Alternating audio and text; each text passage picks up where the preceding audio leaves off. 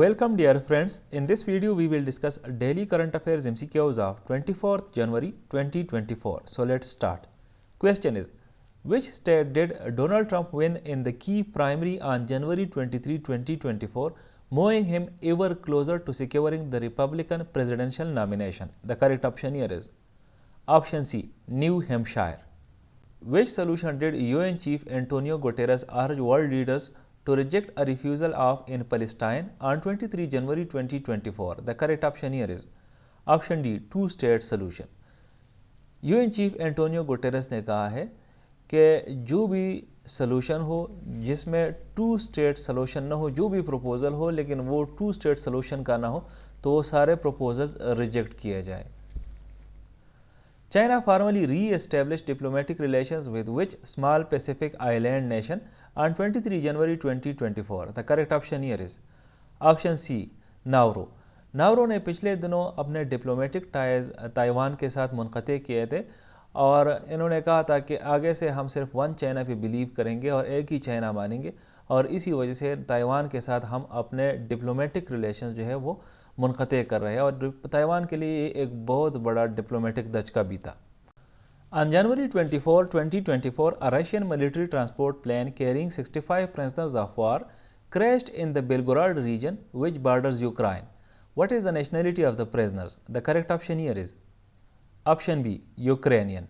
24 जनवरी 2024 को रशिया का एक military aircraft 65 prisoners of war यानी POWs को लेके जा रहा था. इन 65 प्रिजनर्स का ताल्लुक यूक्रेन से था और ये क्रैश कर गया है बेलगोराड रीजन में, और जितने भी लोग सवार थे वो सारे मर गए हैं. इन 65 प्रिजनर्स के अलावा इसमें 9 बंदे और थे जिनमें 6 जो थे वो क्रू मेंबर्स थे. अब रशिया का कहना है कि Ukraine has played very dirty in this, लेकिन यूक्रेन का कहना है कि असल में ये प्लेन प्रिजनर्स नहीं लेके जा रहा था, लेकिन ये जो रशिया का S-300 मिसाइल सिस्टम से उसके कुछ मिसाइल लेके जा रहा था और उसके बाद ये क्रैश हो गया है. Who has ordered US and British staff of the United Nations and Sanaa-based humanitarian organizations to leave Yemen within a month? The correct option here is option B, Houthi authorities. आपको पता होगा कि जब से Israel और Palestine के दरमियान वार शुरू हो गया है तो इसके बाद यूएस और ब्रिटिश वार प्लेन्स धड़ाधड़ जो है तो वो हूती रिबल्स को टारगेट कर रहे हैं. तो अभी जो हूती रिबल्स है इन्होंने एक आर्डर इशू किया है कि जितने भी यूएस और ब्रिटिश स्टाफ है जो कि यूनाइटेड नेशंस या और ह्यूमैनिटेरियन ऑर्गेनाइजेशंस में काम करते हैं यमन में, तो वो सारे यमन को छोड़ के चले जाए विद इन अ मंथ.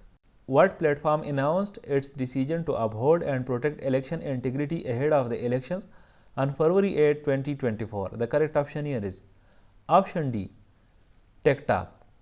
आपको पता होगा कि 8 फरवरी 2024 को पाकिस्तान में जनरल इलेक्शंस होने जा रहे हैं.